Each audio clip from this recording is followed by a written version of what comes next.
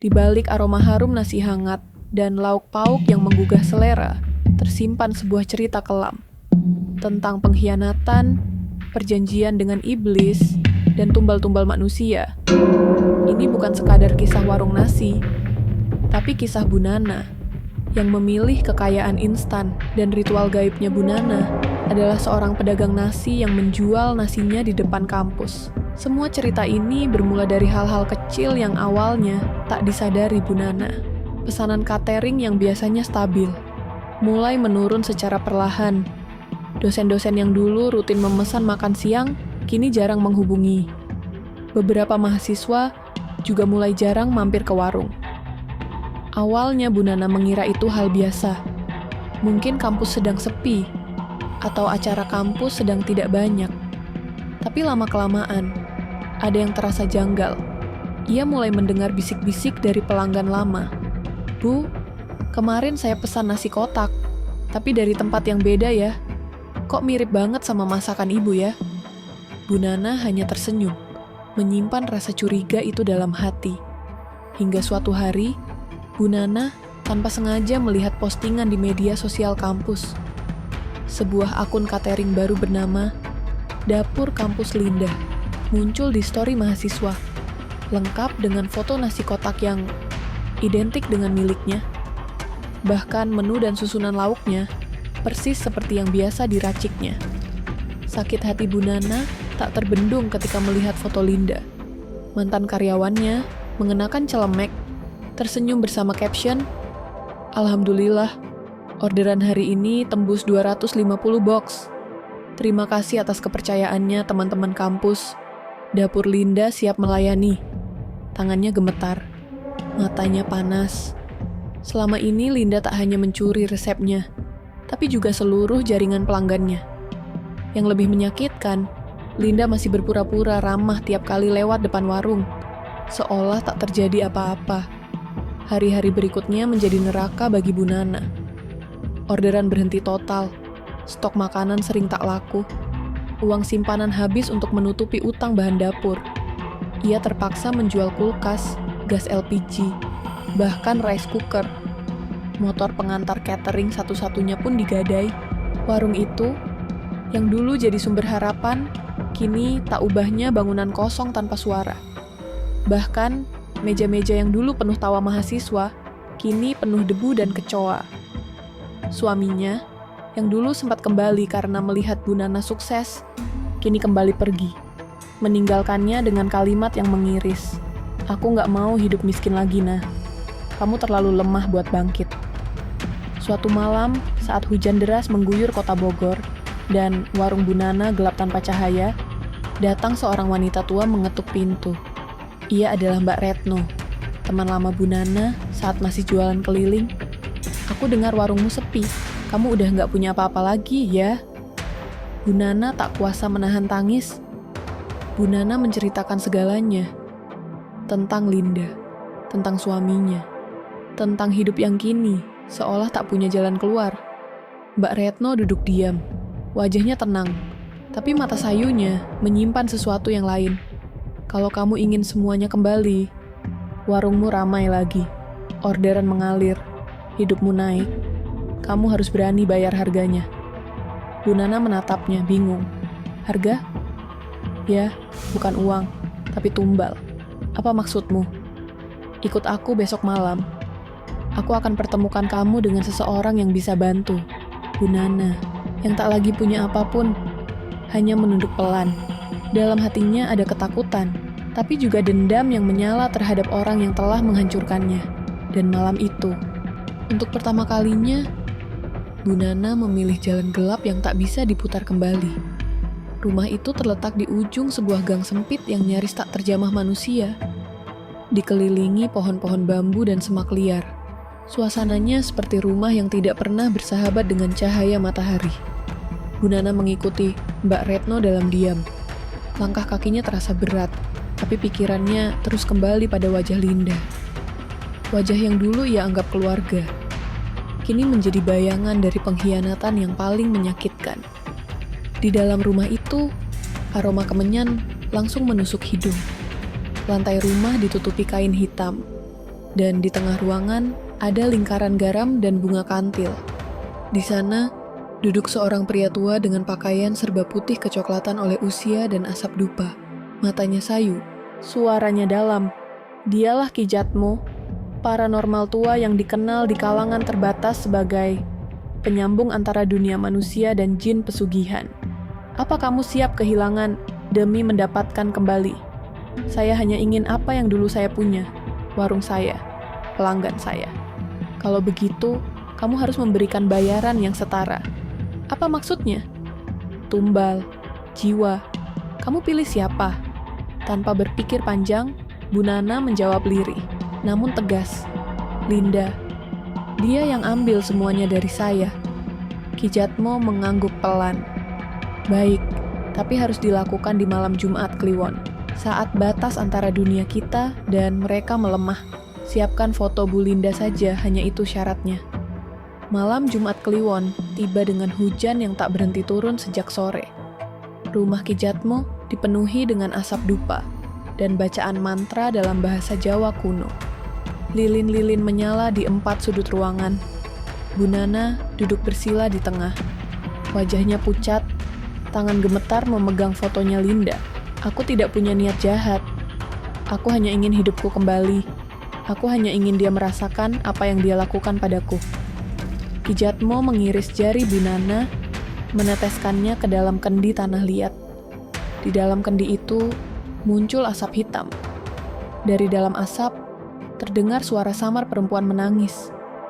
Tumbal telah dipilih. Dalam waktu 40 hari akan dicabut nyawanya. Dengan rasa sakit, setimpal dengan pengkhianatan yang ia bawa. Ritual selesai. Bu Nana pulang dengan tubuh lemas. Malam itu ia bermimpi melihat Linda duduk di pojok kamarnya, menangis sambil memegang perutnya yang membesar seperti busuk dari dalam. Hari demi hari berlalu. Di minggu ketiga, kabar itu sampai ke telinga Bu Nana. Linda dirawat di rumah sakit, didiagnosis kanker rahim stadium akhir. Penyakit itu datang begitu cepat dan agresif, membuat tubuh Linda kurus, wajahnya menghitam, dan rasa sakitnya tak tertahankan. Tak ada operasi yang bisa menyelamatkan. Bahkan dokter tak bisa menjelaskan kenapa kondisi itu begitu cepat memburuk. Di malam ke-38, Linda sempat menjerit keras di rumah sakit. Katanya dia melihat ibu-ibu tua baju hitam sedang mencabuti isi tubuhnya dengan tangan kosong. 2 hari kemudian, Linda meninggal dunia. Dan anehnya, saat itu pula order catering Bu Nana kembali mengalir. Tanpa perlu promosi, tanpa perlu mendekati siapapun. Acara kampus, order ke Bu Nana. Seminar dosen, Bu Nana langsung direkomendasikan.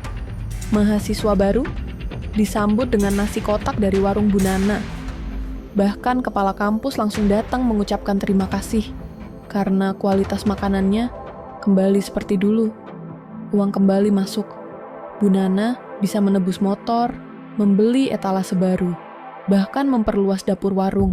Tapi jauh di dalam hatinya, ia tahu, ini bukan karena rasa masakan yang enak. Ini karena jiwa yang telah ia jual kepada jin pesugihan miliknya. Dan dari balik senyum para pelanggan yang makan dengan lahap, Bu Nana bisa merasakan tatapan mata seseorang.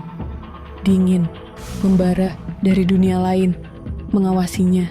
1 tahun sejak kematian Linda, hidup Bu Nana berubah drastis. Ia bukan lagi ibu penjual nasi biasa di pinggir kampus. Kini, ia adalah pengusaha catering sukses. Pemilik 3 cabang warung nasi di kampus berbeda di Bogor. Namanya dikenal luas.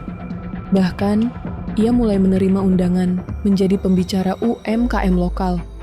Ia pindah dari kontrakan sempit ke rumah besar 2 lantai di kawasan perumahan elit. Mobil MPV barunya terparkir rapi di garasi. Karyawannya bertambah. Uang mengalir lancar setiap hari. Namun di balik senyum dan kesibukannya mengatur order, hati Bu Nana tak pernah benar-benar tenang. Malam-malamnya tak pernah sunyi. Tiap Jumat Kliwon, ia sering terbangun karena aroma melati yang terlalu kuat. Suara kursi bergerak sendiri dari dapur, atau bisikan samar yang memanggil namanya. Nah. Tumbal selanjutnya sudah waktunya. Ia mencoba mengabaikan, berdoa lebih sering, bersedekah, tapi semuanya terasa sia-sia. Hingga pada suatu malam, tepat setahun setelah perjanjian pertama, Bu Nana bermimpi. Tapi mimpi itu terasa lebih nyata daripada dunia nyata. Ia berada di tengah hutan yang gelap, berdiri di depan sosok hitam besar, bertanduk, bermata merah menyala, jin pesugihan yang selama ini membantunya. Suaranya bergema tanpa arah, berat dan dalam. Perjanjiannya belum selesai, Nana. Tumbal berikutnya harus diserahkan. Tapi siapa? Tanya Bu Nana gemetar. Seseorang yang dekat.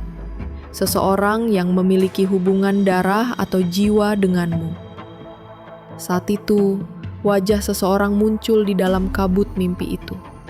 Suaminya, pria yang dulu mencintainya, lalu meninggalkannya saat ia jatuh. Pria yang sempat kembali ketika Bu Nana sukses, hanya untuk pergi lagi saat ia bangkrut karena pengkhianatan Linda. Wajah Bu Nana memucat, tapi ia tak menjawab apapun. Malam itu ia terbangun dengan tubuh basah oleh keringat. Suara azan subuh belum terdengar, tapi ia tahu waktu untuk memilih sudah datang. Dalam beberapa hari, ia mulai mencari informasi tentang keberadaan suaminya. Ternyata pria itu tinggal di sebuah kontrakan tua tak jauh dari pasar. Bu Nana datang, berpura-pura ingin memperbaiki hubungan, membawa sembako, uang tunai, dan senyum palsu. Suaminya menerima dengan senang hati. Mereka mengobrol seperti dulu. Bahkan pria itu mulai berharap bisa kembali membangun rumah tangga mereka. Tapi dalam hati Bu Nana, ia sudah memantapkan niat. Dia bukan suamiku. Dia adalah masa lalu yang meninggalkanku saat aku paling butuh. Kalau bukan dia yang pergi, mungkin aku tak akan serendah ini. Ritual kedua dilakukan seminggu kemudian, kembali di rumah Ki Jatmo. Namun ritual kali ini jauh lebih menyeramkan. Jin pesugihan muncul di tengah-tengah upacara, tidak hanya sebagai suara, tapi dalam wujud nyata, menginjak-injak lantai ruangan, membuat dinding bergetar dan lampu padam berkali-kali. Tumbal diterima, jiwa ditarik. Tapi ingat, setiap tahun kamu harus memberi. Bu Nana jatuh tersungkur, tubuhnya gemetar hebat, air matanya mengalir deras, bukan karena menyesal, tapi karena ketakutan. Setiap tahun? Tidak, saya tidak tahu akan bisa bertahan sejauh itu. Kalau tidak memberi, kamu yang akan diambil, bisik Ki Jatmo dengan suara berat. 2 hari setelah ritual, Bu Nana mendapat kabar. Suaminya meninggal mendadak. Penyebabnya misterius. Dokter bilang kejang jantung. Tapi tetangganya bersaksi melihat pria itu meraung seperti terbakar, sebelum akhirnya terjatuh dengan mata terbuka lebar, membeku dalam ekspresi ketakutan. Bu Nana menangis malam itu, tapi bukan tangis kehilangan, tangis karena ia sadar. Hidupnya kini tidak pernah bisa mundur. Ia telah terikat janji darah, dan setiap tahun ia harus menyerahkan nyawa orang lain atau nyawanya sendiri yang akan ditarik ke dalam kegelapan. Setelah kematian suaminya, Bu Nana mulai dihantui rasa bersalah yang tak bisa ia redam. Bukan karena kehilangan, tapi karena bayangan bahwa di tahun berikutnya, tumbal akan diminta lagi. Dan mungkin giliran anaknya, cucunya, atau bahkan dirinya sendiri. Ketakutan itu membuatnya kembali mendatangi rumah Ki Jatmo. Ia datang dengan wajah lesu, tubuh kurus, dan mata cekung akibat kurang tidur. Saya nggak sanggup lagi. Jangan keluarga saya. Jangan orang-orang yang saya kenal. Ki Jatmo menatapnya lama, lalu duduk bersila, membakar dupa putih, dan membaca mantra perlahan. Jin pesugihan tak muncul seperti sebelumnya, tapi ruangan berubah dingin, dan angin meniup lilin di pojok ruangan hingga padam. Jin itu mendengar, dan ia memberi pilihan. Tumbal tetap harus ada, tapi mulai sekarang, boleh dari luar keluargamu, asal kamu yang memilih, dan kamu yang merestui. Bu Nana menelan ludah, pikirannya kosong, tapi mulutnya mengangguk pelan. Baik, saya setuju. Setelah kesepakatan itu, usaha Bu Nana kembali naik drastis. Namanya menjadi besar di dunia catering kampus. Ia menjadi vendor utama untuk lebih dari 5 universitas swasta. Bahkan mulai merambah ke acara pemerintahan dan lembaga swasta. Ia punya 3 mobil operasional, belasan pegawai, bahkan rumah kedua di kawasan Puncak. Namun, setiap kali ia menerima proyek besar, dalam diam, Bu Nana sudah tahu apa yang harus dilakukan. Ia mulai memilih tumbalnya sendiri. Bisa karyawan baru yang tak terlalu dikenal. Bisa pelanggan tetap yang cerewet. Bisa juga mantan pesaing yang datang meminta bantuan. Ia selalu tampak baik, tapi diam-diam namanya ditulis di kertas putih, dibakar dengan minyak misik, dan didoakan dalam gelap. Setiap malam Jumat Kliwon, Bu Nana menyiapkan persembahan. Nasi kuning tanpa garam, ayam jantan tanpa kepala, kembang 7 rupa, dan secarik kertas berisi nama tumbal berikutnya. Lalu ia akan meletakkannya di dapur belakang. Di sana, setiap malam Jumat, tercium bau amis darah, dicampur dengan aroma bunga melati yang terbakar. Suara tangisan samar kadang terdengar dari tungku. Ada yang bilang, suara itu milik mereka yang dijadikan tumbal, yang jiwanya tak pernah benar-benar pergi. Waktu terus berlalu, namun rasa bersalah dan ketakutan tidak pernah hilang. Bu Nana makin jarang tidur, matanya menghitam. Ia sering melihat bayangan lewat di cermin, mendengar nama-nama yang ia tumbalkan dipanggil pelan-pelan di lorong rumahnya sendiri. Dan meskipun tak ada yang berani menuduh, warga sekitar mulai berbisik. Warung Bu Nana memang sukses, tapi kenapa ya setiap dia dapat order besar, ada saja orang di sekitarnya yang meninggal mendadak. Tak ada yang tahu pasti, tapi satu hal jadi rahasia umum. Jangan pernah dekat-dekat dengan warung Bu Nana kalau hidupmu sedang terlalu mulus.